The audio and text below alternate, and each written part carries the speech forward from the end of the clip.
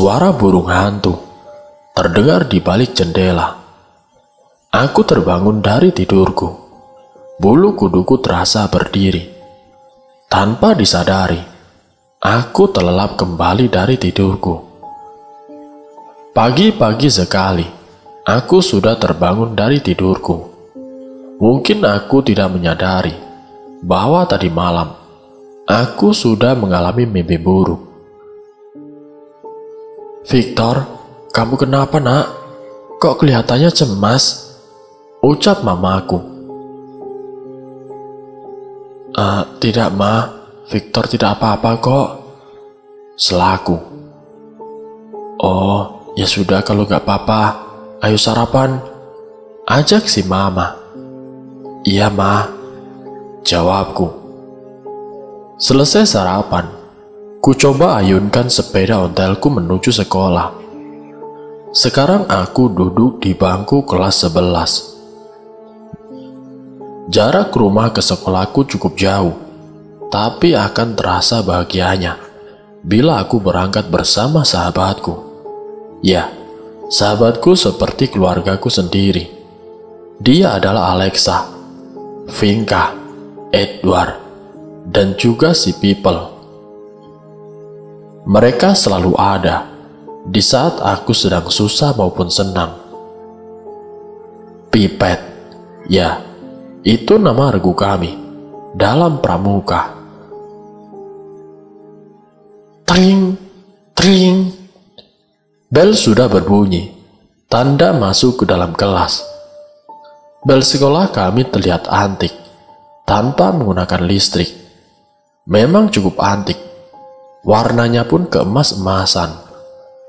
Kami berlima sempat heran, karena sekolah kami mempunyai barang antik yang membawa keberuntungan bagi sekolah kami, karena selalu meraih juara apapun itu di tingkat kabupaten maupun tingkat provinsi. Namun kuharap itu bukan karena bel sekolah, melainkan memang prestasi yang kita raih cukup meyakinkan untuk menang dan juara. Aneh ya sekolah kita, tidak seperti sekolah lain yang mempunyai bel yang canggih, kataku sembari menepuk bahu Alexa. Ya sudah kali, masalah gitu aja diperpanjang, kata Alexa sedikit kesal. Bukan gitu, masa kamu tidak pernah nyadar sih kalau sekolah kita tidak pernah kalah dalam lomba apapun? Ya mungkin sekolah kita beruntung. Justru itu kita harus selidiki asal-usul bel antik ini. Harus diselidiki segala. Aneh sedikit diperpanjangin. Ribet sekali kamu. Ya sudah kali. Kenapa kamu yang sewot? Kan cuma nawarin saja. Siapa tahu tertarik. Sorry, aku gak minat, jawab Alexa dengan nada enteng. Tiba-tiba Edward menghampiri kami berdua. Ada apa sih? Sepertinya serius sekali, sela Edward di keheningan kami berdua. Suara bel antik itu mulai terdengar kembali.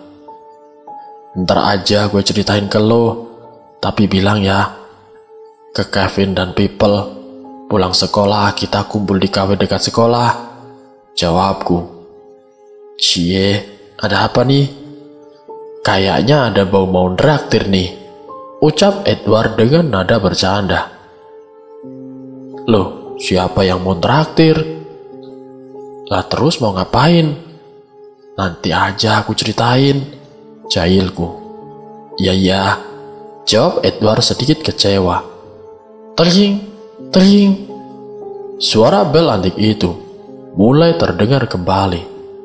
Sahabatku ternyata sudah berada di kafe tempat kami janjian. Aku bercerita kepada keempat sahabatku. Aku mengajak mereka untuk menelusuri bel antik itu. Mereka pun menyetujuinya. Esok paginya, kami mendengar kabar buruk bahwa teman sekelas kami, ada yang meninggal usai mengikuti lomba atletik yang diadakan oleh tingkat kecamatan. Entah kenapa teman kami itu tiba-tiba saja meninggal. Padahal kata dokter yang memeriksanya, teman kami tidak dalam keadaan sakit. Ketika temanku meninggal adalah hari Jumat Kliwon. Bahwa orang yang meninggal pada hari Jumat, apalagi hari Jumat Kliwon, katanya sangat baik. Ya, itu katanya. Tapi dalam perasaanku ada sedikit rasa penasaran. Kenapa tiba-tiba orang yang tidak sakit apa-apa tiba-tiba meninggal? Ya, mungkin hanya kebetulan. Kita tidak tahu kapan orang meninggal. Itu sudah takdir ilahi. Pulang sekolah, badanku terasa lelah dan letih karena pikiranku sangat ruwet. Hatiku sangat sebal karena mereka semua tidak ada yang mendukungku. Akan aku pastikan bahwa omonganku itu ada yang benar. Malam harinya, mamaku menyuruhku untuk membeli garam. Karena ketersediaan garam sudah habis, kulangkahkan kaki menuju minimarket yang tidak jauh dari rumahku dengan membawa uang receh di saku celanaku. Harga garam yang kubeli sebesar Rp2.000.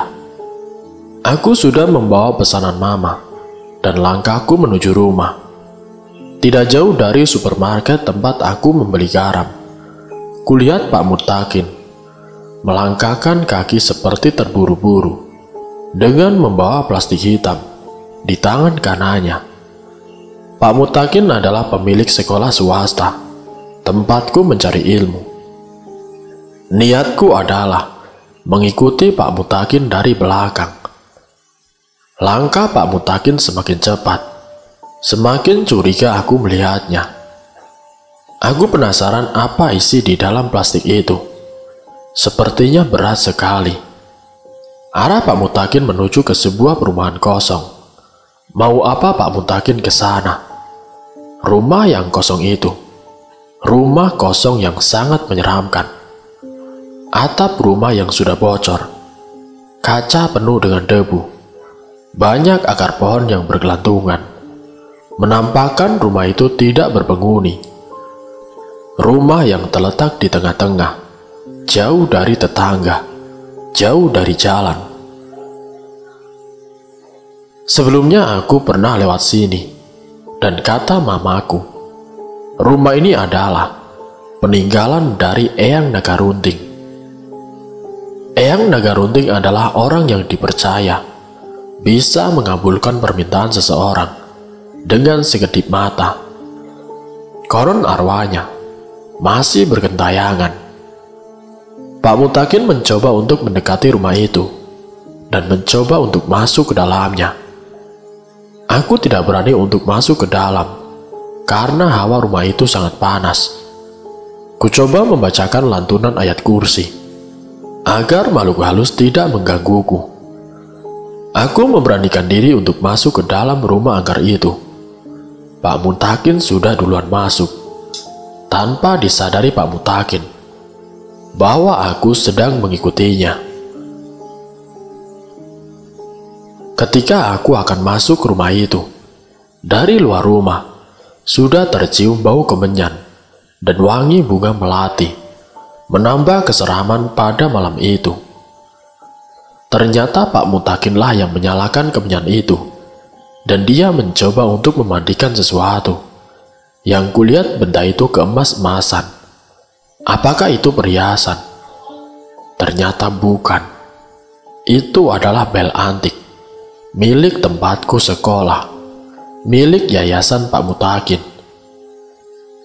Aku tidak berdaya ketika melihat bel antik itu sedang dimandikan oleh air bercampur bunga melati.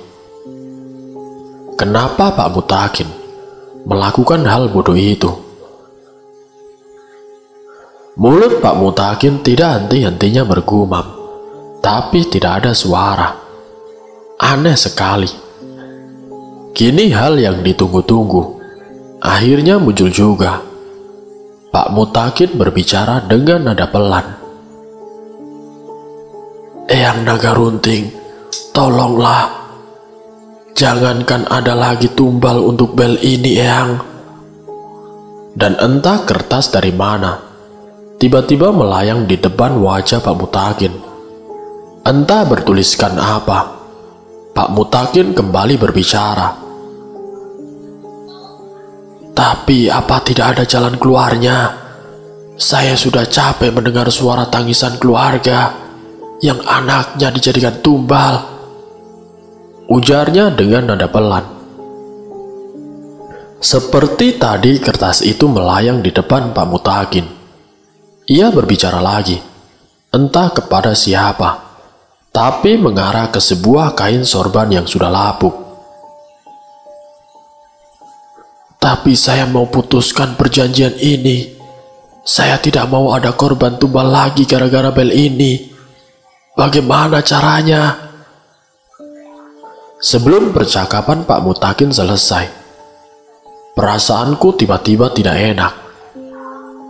Tiba-tiba sikutku menjatuhkan sebuah pot kecil yang berada di atas meja, dan itu membuat Pak Mutakin menoleh ke arahku.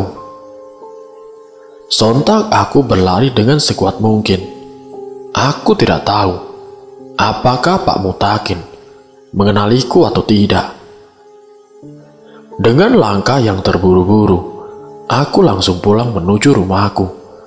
Takut mamaku marah karena menungguku terlalu lama. "Kamu beli garamnya kok lama sekali sih, Nak?" Maaf, Ma. Tadi aku harus antri, soalnya ramai sekali." Aku sedikit merasa bersalah karena telah membohongi mamaku. "Ya sudah, tunggu dulu ya. Mama mau bikin nasi goreng spesial," seru mamaku. Tidak lama kemudian, mamaku sudah menyajikan nasi goreng spesial. Selesai makan, aku langsung menuju kamar mandi untuk gosok gigi dan juga bersih-bersih. Setelah selesai kurebahkan tubuhku di atas kasur yang empuk. Badanku terasa sangat lelah karena tadi siang aku habis latihan pramuka, dan tadi aku malah berlari-lari seperti dikejar hantu. Sebelum tidur aku sempat berpikir, aneh sekali, mengapa Pak Mutakin memandikan bel antik punya sekolahku? Apa untungnya? Dan apa manfaatnya? Dan tadi Pak Mutakin berbicara soal tumbal-tumbal. Apa hubungannya dengan bel itu? Pikiranku masih bertanya-tanya. Sumpah, malam ini adalah malam yang menyebalkan menurutku. Karena aku tidak bisa tidur. Hatiku sangat gelisah. Suara pintu diketuk. "Nak, bangun, Nak." "Iya, Ma, ada apa?" "Kamu lupa ya? Kamu kan belum sholat Isya." "Iya, Ma, sebentar." Pantas saja hatiku gelisah. Aku belum sholat Isya, kataku dalam hati. Aku langsung bergegas untuk mengambil air wudhu. Setelah selesai sholat Isya, aku berdoa kepada Sang Pencipta. Ya Allah, ampunilah dosaku, serta dosa kedua orang tuaku, sebagaimana mereka telah mengasihiku sejak aku masih kecil. Ya Allah, ya Tuhanku, berikanlah kesadaran kepada mereka yang telah menyekutukan Engkau, di manakala mereka salah jalan, serta tunjukkanlah mereka jalan yang benar, yaitu jalan yang dirahmati-Mu. Amin ya Rabbal Alamin. Selepas sholat, aku langsung bergegas ke kamar untuk tidur. karena jam di dinding telah menunjukkan pukul 9:30 malam. Alhamdulillah tidurku terasa nyenyak. Singkat ceritanya, terdengar suara azan subuh berkumandang. Aku melangkahkan kaki menuju musola dekat rumahku. Selesai sholat aku pulang. Pagi itu aku lari pagi bersama kawanku, yaitu Alexa, Vinka, Edward, dan People. Cukup banyak orang yang lari pagi pada hari Minggu yang cerah ini. Kawanku mulai bicara di saat keheningan kami berlima. Kalian tahu nggak soal Pak Mutakin yang kepergok warga sekitar sedang berada di dalam rumah kosong itu?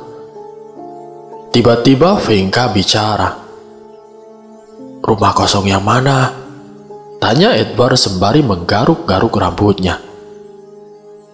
Yang itu, yang berada di tengah-tengah sawah, yang jauh dari jalan, yang ada sumur angkernya. Serocos People dengan suara yang cempreng. Gak tahu pusing gue. Kamu mah kuper. Ya sudah, supaya gue tidak disebut kuper lagi, mendingan kita lari paginya ke sana saja. Gimana? Kata si Edward. Tidak aku takut. Kata Alexa yang dari tadi cuma melamun. Tenang saja, kan ada aku. Pasti hantu pada takut sama aku. Kata si Edward. Iya pada takut. Karena lihat muka kamu yang lebih seram dari hantu. Celoteh si Vinka. Tidak ada yang lucu, kata Edward yang mukanya cemberut. Kemudian kami berlima langsung menuju jalan yang mengarah ke rumah kosong itu. Sebelum sampai ke rumah kosong itu, kami menghentikan langkah karena melihat sosok perempuan.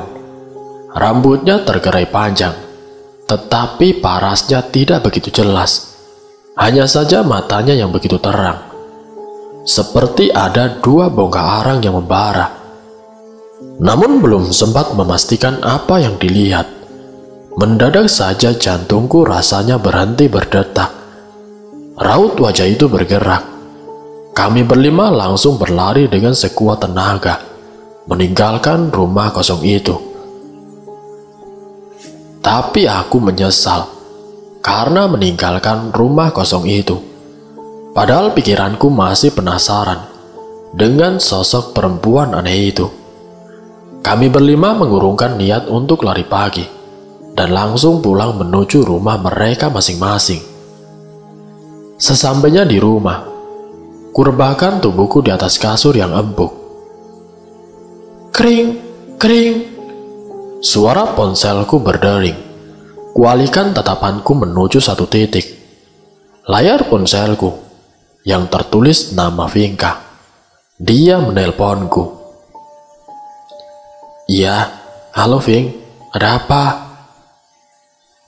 Victor, aku mau nanya sama kamu. Mau nanya apa, Vin?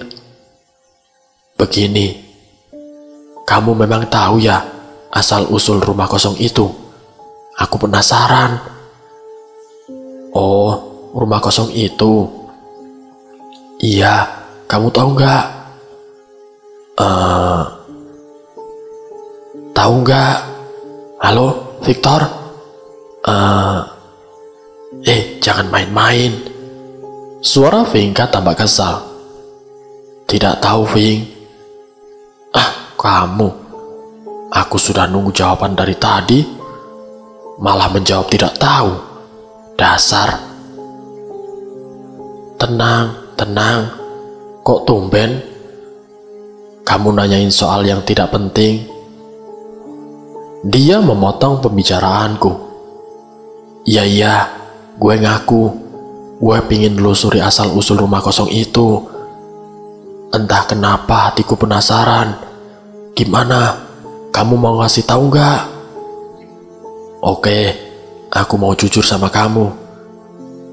Jadi begini, waktu malam minggu kemarin, Kan mamaku menyuruh aku beli garam ke minimarket. Pulangnya aku melihat Pak Mutakin. Kelihatannya dia buru-buru sekali, sambil membawa plastik yang sepertinya berat sekali. Terus aku ngikuti. Pak Mutakin menuju masuk rumah kosong itu. Pas dibuka isi plastik itu, ternyata adalah bel sekolah kita yang berwarna emas itu. Aku melihat Pak Mutakin sedang memandikan bel itu memakai air kembang melati, dan dia berbicara sendiri. Dia memanggil nama Eyang Nagarunting. Terus aku malah tidak sengaja jatuhin pot. Aku langsung lari, takut ketahuan. Aku berbicara dengan ngos-ngosan.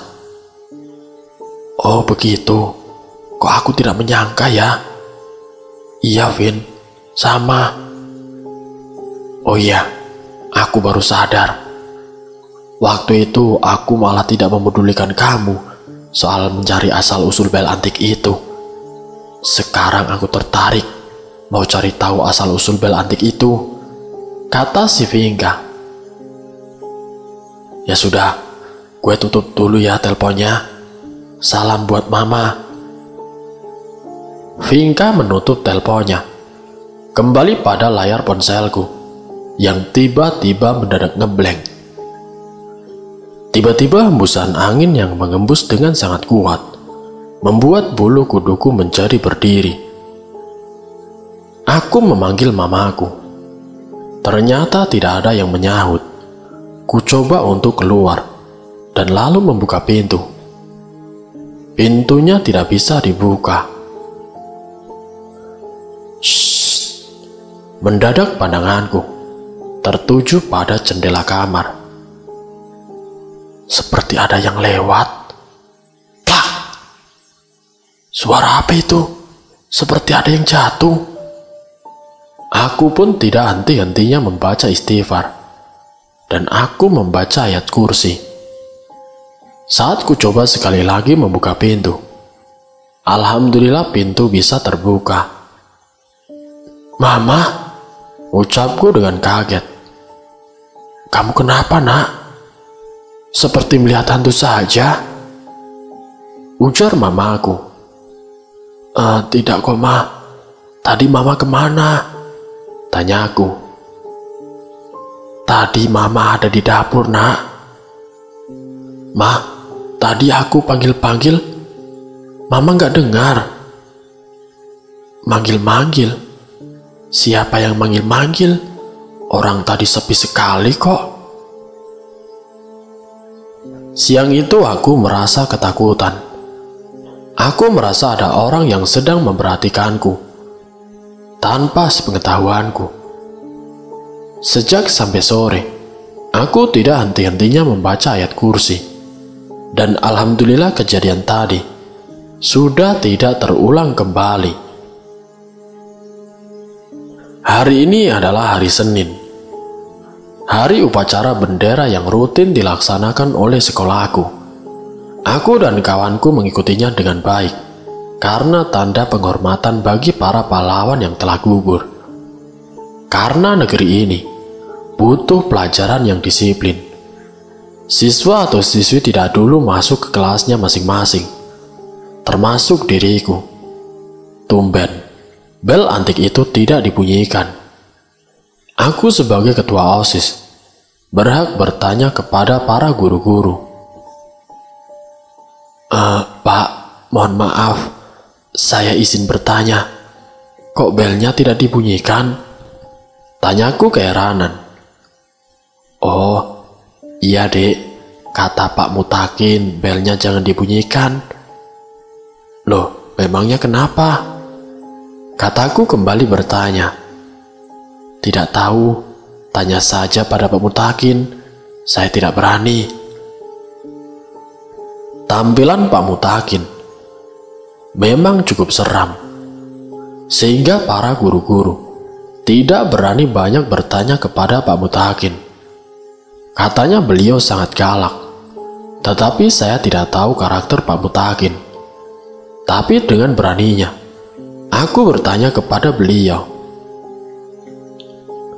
Maaf Pak, saya izin bertanya. Mengapa belnya tidak boleh dibunyikan Pak? Tanyaku dengan nada lembut. Tiba-tiba Pak Mutakin tidak menggubrisnya. Pak Mutakin tidak menggubrisnya. Dia malah pergi ke ruang guru. Dengan hati kesal, aku mencoba memberanikan diri untuk membunyikan bel antik itu. Tring, tring. Suara bel antik itu kembali terdengar. Siswa dan siswi masuk ke kelas mereka masing-masing. Namun tiba-tiba, suara siswi perempuan menjerit. Serentak para siswa dan siswi keluar dari kelas mereka untuk melihat siswi yang berteriak dengan sangat keras. Ternyata siswa itu kesurupan. Dan ustadz kami yang mengajar pelajaran agama Islam bergerak untuk menyadarkan siswi itu. Namun siswi itu malah terus berteriak kesakitan. Sakit, telinga saya sakit. Jangan sesekali menyalakan belnya. Saya tidak mau jadi tumbal gara-gara bel ini. Saya tidak bersalah. Yang punya salah si Mutakin. Tinggal si Mutakin yang menjadi tumbalnya. Mendengar siswi itu bicara, guru-guru dan murid yang menyaksikannya keheranan. Dengan berat hati Pak Mutakin menghampiri siswi itu. Siapa kamu? Mau apa? Kamu mau meresahkan warga sekolah ini? Ayo keluar dari raga anak ini. Mutakin, gara-gara kamu, banyak yang menjadi korban dari bel ini. Saya tidak mau dijadikan tumbal Mutakin, kata siswi itu. Ya, saya akan tanggung jawab. Sekarang, saya minta kamu keluar dari raga anak ini, kata Pak Mutakin. Tiba-tiba siswi itu berteriak, kemudian tertawa seperti suara kuntilanak. Siswa dan siswi yang melihatnya kemudian ketakutan. Ada yang pergi dan ada yang penasaran melihat siswi itu. Kemudian siswi itu pingsan dan sadar kembali. Melihat banyak yang berkumpul di dekatnya, siswi itu pun keheranan dan lalu bertanya, "Mengapa semua pada di sini? Sebenarnya ada apa ini?" Siswa dan siswi akhirnya pada bubar dan kembali ke kelas mereka masing-masing. Aku langsung menghampiri ke tempat temanku. Teman-teman, mending kita selidiki tentang asal-usul bel antik ini yuk. Dan kita harus memperhatikan gerak-gerik Pak Mutakin. Mereka pun setuju dengan pendapatku. Hari ke hari seperti biasa. Di sekolah tidak ada yang aneh.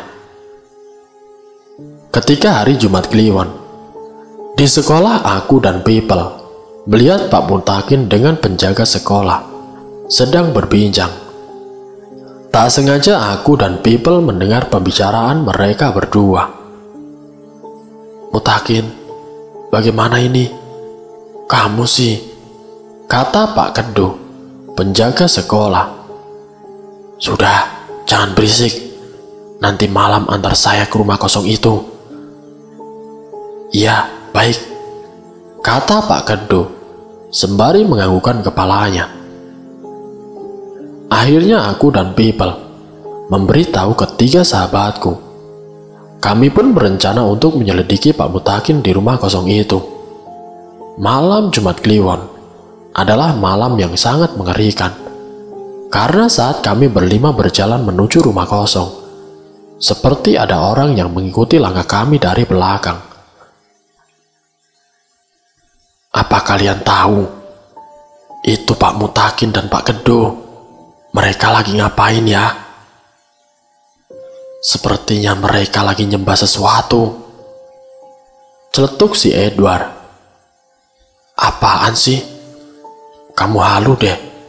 Itu bukan nyembah, tapi bicara, ucap Alexa. Mungkin percakapan kami berlima terdengar oleh Pak Kedo. Dia langsung membisikkan sesuatu kepada Pak Mutakin. Tiba-tiba Pak Mutakin dan Pak Kedo tidak ada di tempatnya mereka duduk. Kami berlima mencarinya, dan tiba-tiba ada yang mengetuk bahuku. Tanpa berpikir, aku langsung menoleh ke belakang, dan ternyata itu adalah Pak Mutakin dan Pak Kedo. "Hei, kalian kenapa ada di sini?" tanya Pak Kedo. Kami pun tanpa rasa takut balik bertanya, "Kenapa Bapak di sini? Bapak sedang apa di rumah kosong ini?" tanya si Edward. "Itu bukan urusan kalian. Kalian masih kecil tahu apa?" kata Pak Mutakin dengan sikap judesnya. Kami berlima merasa diremehkan. Kami seakan-akan adalah kertas yang tertiup oleh angin. Maaf Pak, bukannya kami lancang. Apakah Bapak sedang meminta sesuatu di rumah ini? Sesungguhnya Bapak telah mempersekutukan Allah dengan cara meminta kepada selain Allah. Segeralah bertobat Pak, ucapku dengan suara pelan tapi berani. "Alah, saya tidak percaya. Coba buktikan. Saya sudah capek harus berdoa terus. Tapi apa? Saya malah tidak mendapatkan apa-apa yang saya inginkan," kata Pak Mutakin. "Astagfirullahaladzim," ucap kami berlima. "Sudahlah, mendingan kalian pulang. Tidak usah menasihatiku. Saya tidak butuh materi ceramah kalian yang tidak ada kebenarannya," kata Pak Mutakin. Mendengar kata Pak Kedo dan juga Pak Mutakin yang tidak percaya karunia Allah, hatiku menjadi sedih. Lalu kemudian akhirnya kami berlima berpamit pulang ke rumah masing-masing. Pagi yang mendung, seperti hatiku yang tidak bersemangat. Langit seakan ikut bersedih dengan keadaan semua ini. Seperti biasa aku berangkat sekolah, menaiki sepeda ontelku. Sepeda peninggalan almarhum kakekku. Karena bangun kesiangan, aku terburu-buru mengayuh sepeda karena takut terlambat. Karena jam di tanganku menunjukkan pukul 7 kurang 5 menit. Sedangkan masuk sekolah tepat pukul 7. Benar saja ketika aku sudah sampai di gerbang pintu sekolah, keadaan sudah sepi. Pasti sudah masuk. Dan aku harus siap-siap dipanggil guru BP. Tapi tidak seperti di dalam bayanganku. Ketika aku menuju kelasku, seisi kelas pada rame semua. Mereka berada di luar. Ada yang di teras, duduk di kursi taman sekolah, dan ada yang di kantin. Aku penasaran, dan aku langsung bertanya, "Ada apa ini? Kok tumben tidak masuk ke kelas?" "Kamu tidak tahu ya, Pak Mutakin dibawa ke rumah sakit. Dan hari ini para guru akan langsung menjenguk Pak Mutakin. Dan sekarang tidak ada KBM. Dan sekarang tidak ada KBM." "Oh gitu. Kamu tahu nggak kenapa Pak Mutakin dibawa ke rumah sakit?" "Aku ya belum tahu pastinya sih. Berhubung aku ketua OSIS, aku harus ikut menjenguk Pak Mutakin bersama Pak Tatang pembina OSIS. Tidak lupa aku pun mengajak keempat sahabatku. Sesampainya di sana, aku melihat di balik jendela rumah sakit Pak Mutakin tengah sakaratul maut. Ternyata Pak Mutakin tengah sakaratul maut, dan matanya terus saja melotot menakutkan sambil berkata, "Haus, haus. Astagfirullahaladzim." Para guru-guru masuk untuk melihat Pak Mutakin yang sedang sakaratul maut. Aku pun tidak ketinggalan untuk melihatnya. Di samping Pak Mutakin ada istrinya yang sedang menangis. Dia pun berbicara. "Tolong maafkan Pak Mutakin. Apabila selama hidupnya pernah membuat kalian membenci Pak Mutakin, saya mohon, maafkanlah Pak Mutakin. Saya ingin meninggalnya Pak Mutakin bisa tenang," ujarnya sambil menangis. "Iya Bu, insya Allah kami telah memaafkan Pak Mutakin," kata Pak Tatang. "Terima kasih banyak Pak." "Iya Bu, sama-sama." Tiba-tiba tubuh Pak Mutakin kejang-kejang dan lalu menggigil. Tubuhnya pun sangat dingin. Tapi kenapa? Tadi Pak Mutakin berkata panas. Aku tidak mengerti. Pak Ustadz pun berkata, apakah Ananda Mutakin mempunyai rahasia besar semasa hidupnya yang sampai saat ini terus dibebani beliau hingga tidak tenang untuk sakaratul maut? Astagfirullahaladzim, saya lupa. Saya belum cerita soal ini, Pak. Coba ceritakan, Bu. Insya Allah Pak Mutakin akan tenang meninggalnya, kata Pak Ustadz. Begini Pak Ustadz, dulu waktu saya baru saja menikah dengan beliau dan belum mempunyai yayasan SMA ini, hidup kami baik-baik saja, berkecukupan, dan sempat akan beli mobil. Tapi karena suami saya terkena tipu, akhirnya kami bangkrut. Makan pun seadanya, dan kadang-kadang tidak makan. Mendengar kami bangkrut, teman suami saya yang mempunyai yayasan SMP, dia malah mengejek saya dan suami saya. Mengejek dengan semena-mena.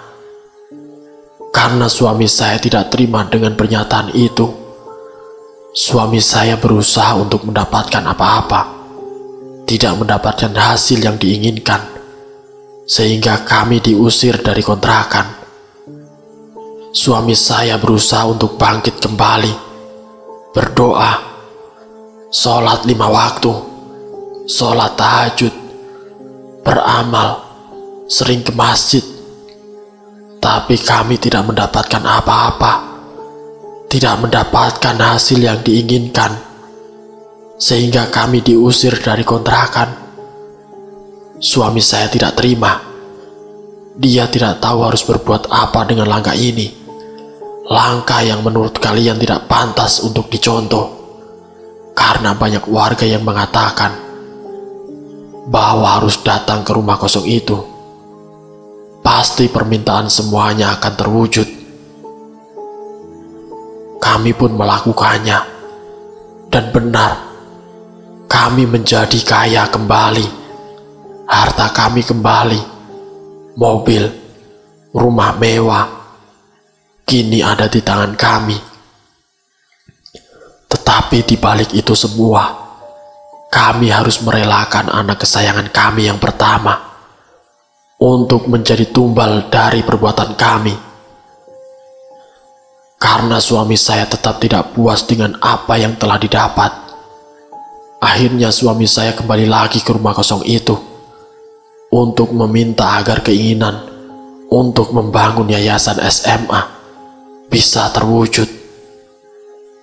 Tapi pemilik rumah kosong itu meminta tumbal 2 orang selama 1 tahun.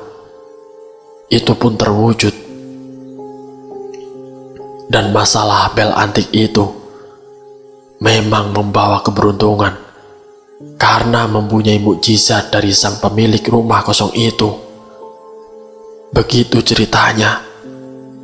Maafkanlah atas perbuatan suami saya.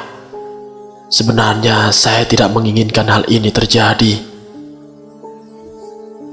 Oh, jadi begitu ceritanya.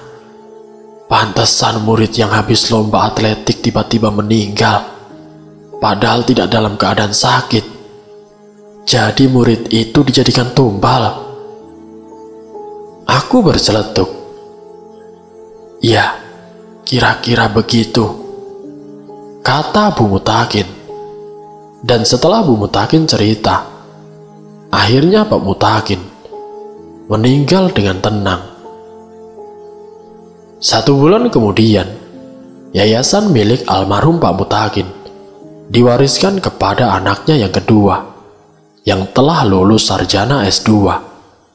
Dan bel antik itu kini telah dikubur di belakang rumah kosong itu. Semoga dari kisah ini kita dapat mengambil hikmah dan juga pelajarannya. Wassalamualaikum warahmatullahi wabarakatuh.